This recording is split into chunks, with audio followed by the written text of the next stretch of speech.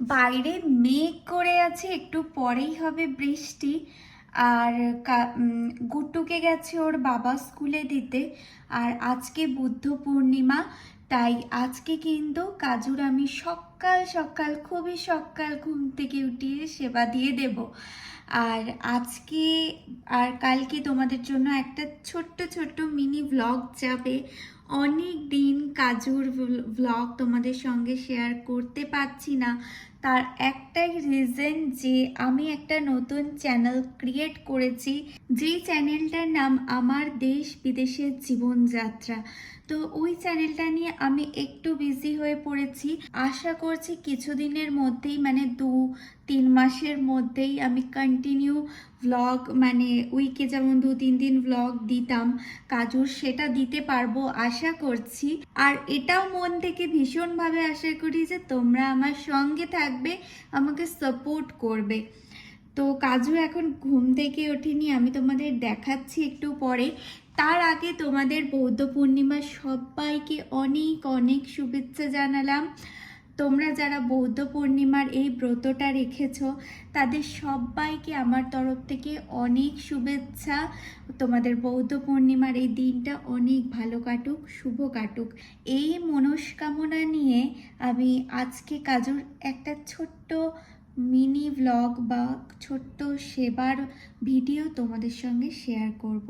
তো দেখতে থাকো। আর তোমাদের দেখাই কাজু ঘুমাচ্ছে, কাজুকে কিন্তু এখনো ঘুম থেকে ওঠাইনি। এই যে আমার সোনা কাজু এখানে কিন্তু ঘুমাচ্ছে, ঘুম থেকে কিন্তু আমি এখনো ওঠাইনি। আর কাজুকে কিন্তু আগে একটাই টেবিলে বসাতাম, সেটা তো এই টেবিলটা, মানে এই টেবিলটাই আমি আমার সব দেবদেবীদের বসাতাম, কিন্তু কাজুকে আমি এই টেবিলটায় আলাদাভাবে রাখতাম। কিন্তু তারপরে ভাবলাম যে কেন কাজু একা থাকবে, আর শিব ভগবান শিব আর লক্ষ্মীনারায়ণ আমার ভগবান যা আছে সবাই কেন আলাদা থাকবে। তাই কাজুকে কিন্তু সবার সঙ্গে রেখেছি। আর কাজু কিন্তু ভীষণ মজা করে আনন্দ করে সবার সঙ্গে আছে, যেটা ওর অনেক ভালো লাগছে। তো আজকে এই যে ছোট্ট টেবিলটায় আমার সব দেবদেবীর সঙ্গে কাজুর সেবার ভিডিওটা বানাবো, আশা করি তোমরা দেখবে এবং তোমাদের ভালো লাগবে। আরও একটা ভালো জিনিস তোমাদের দেখাই, যেটা আমি মন থেকে তোমাদের দেখাতে চাইছিলাম, সেটা হলো এই যে আমার তুলসীর গাছ। তুলসী গাছ দেখেই নিয়েছো কত বড় হয়ে গেছে।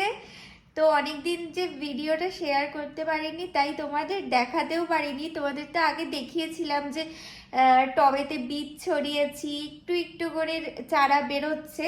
তো সেই চারা বেরিয়ে এই যে বড় হয়ে গেছে। একটা গাছ এখান থেকে তুলে আলাদা করে নেব, কেননা আমি তুলসী মহারানীকেও জল দিতে পারবো, পুজো দিতে পারবো সেই আলাদাভাবে।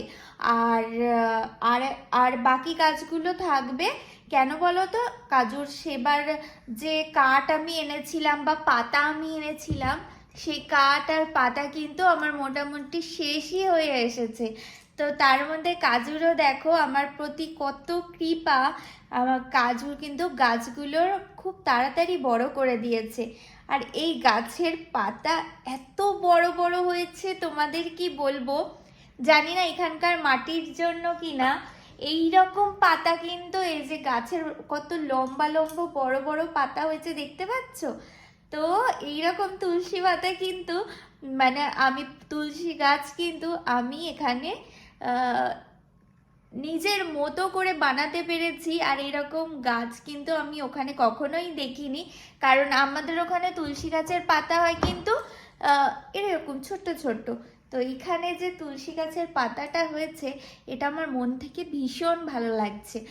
আর বেশি বক বক করবো না, চলো তাহলে কাজুর সেবাটা শুরু করে দিই। সঙ্গে থাকো, দেখতে থাকো।